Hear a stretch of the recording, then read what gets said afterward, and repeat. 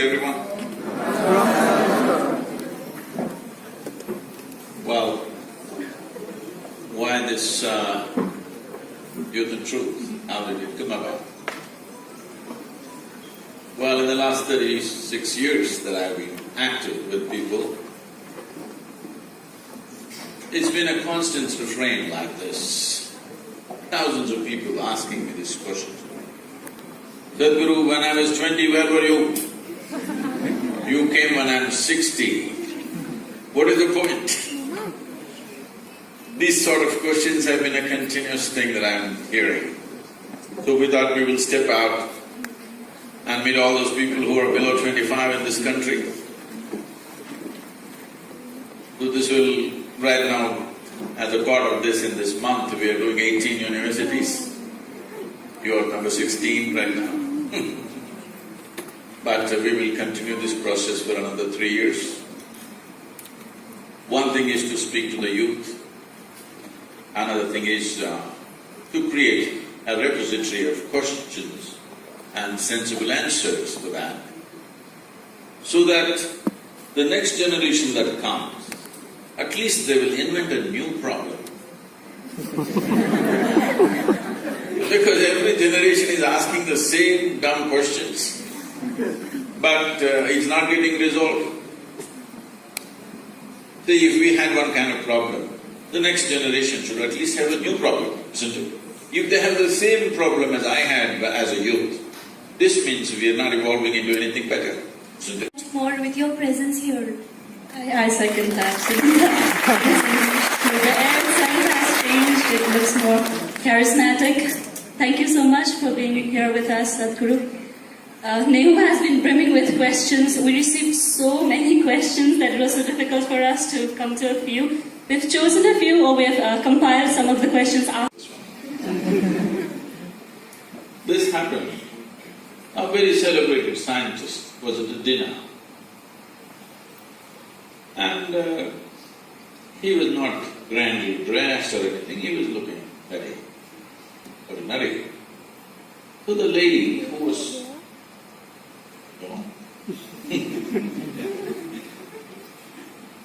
sitting next to him, didn't pay much attention to him. She doesn't know who he is. But after some time, just to be polite, to make some conversation, I know, what do you do?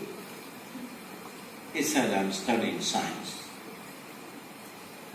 She said, oh, I finished that in my 10th class.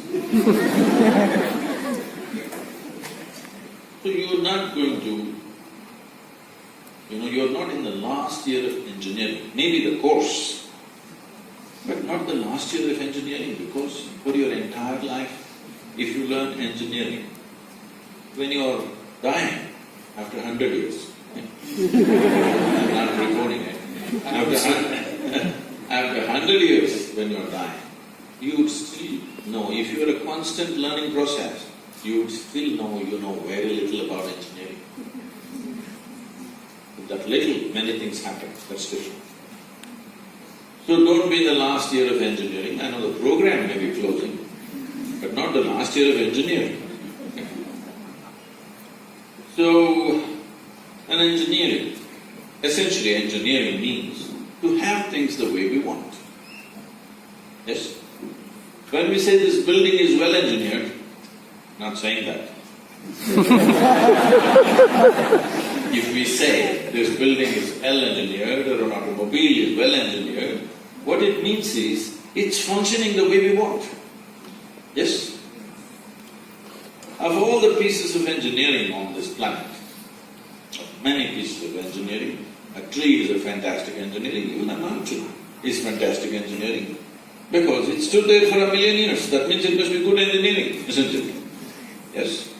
Something that stands there for 1,000,000 years must be well engineered. Of all this, the most sophisticated piece of engineering is human mechanism. Isn't it so? Look. Yes. Most sophisticated of all the pieces of engineering. Now, because it's a sophisticated piece of engineering, it needs a certain level of attention, otherwise you don't figure it. Now that we gave you such a highly,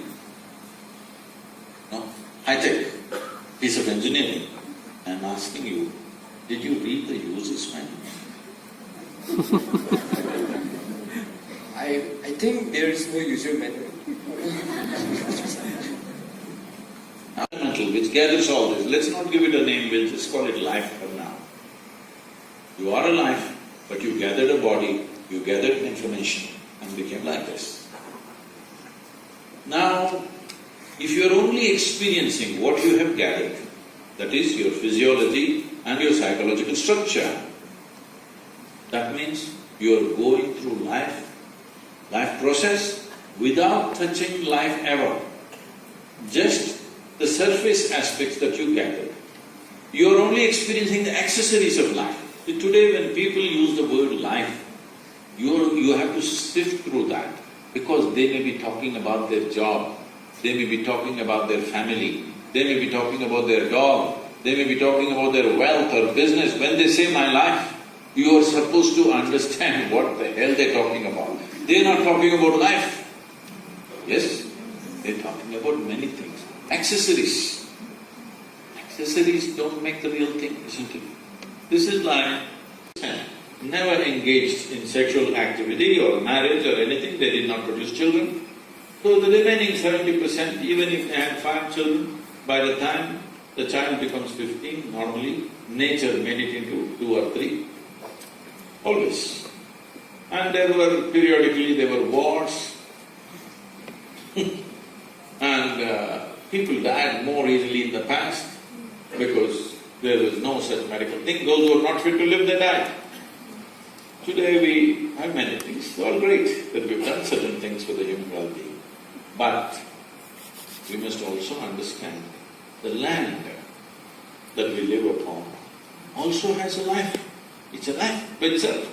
You can't just be occupying every square inch of it and thinking we are doing something fantastic. You're stupid.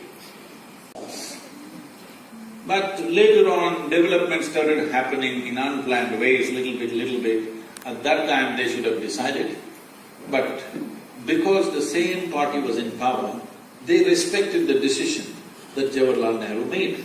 When he made the decision, it was a conscious decision. After that, it was just an emotional stuff, for which northeastern region has kind of paid a little bit of price.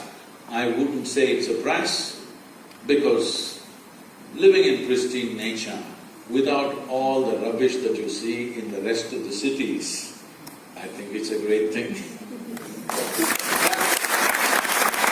But today, because of connectivity, because everybody is watching on the television, on the internet, how big cities are, how New York City is, how London is, how something else is, when you did not see any of those things, I think people here were doing fine by themselves. That way, the only country which has made a conscious decision like this and successfully going with that is probably Bhutan. Everybody else has succumbed to Western ways of life and they think we also have to become like that. Now it's unstoppable everywhere, including Northeast.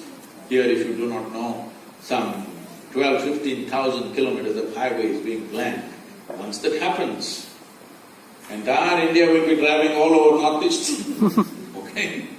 I went to Ladakh, and you won't believe, I went to Siachen for the yoga day. Thousands of motorcycles, all kinds of people who have no idea how to balance on 2 wheels also or on motorcycles. Everybody renting a motorcycle, getting a license right there. There's a motorcycle rental, next to that we'll organize licenses for you. Right there, instant license and hundreds of motorcycles everywhere. It is no more the Ladakh, pristine Ladakh that it was, simply tourists and traffic jams on the mountains, unbelievable. Well, that's going to happen to you because you asked for development. Because this is the kind of development that's happening in the world, unfortunately. Everything in excess. And in 15–20 years it will happen. This government has decided to put railways, airways and roadways and everything. So, we can think it's development. It is also a certain loss to the country because tribal cultures will be totally lost, pristine forests will be lost, Everywhere there will be picnickers, okay? Not wildlife enthusiasts or something. Picnic people will be all over the place.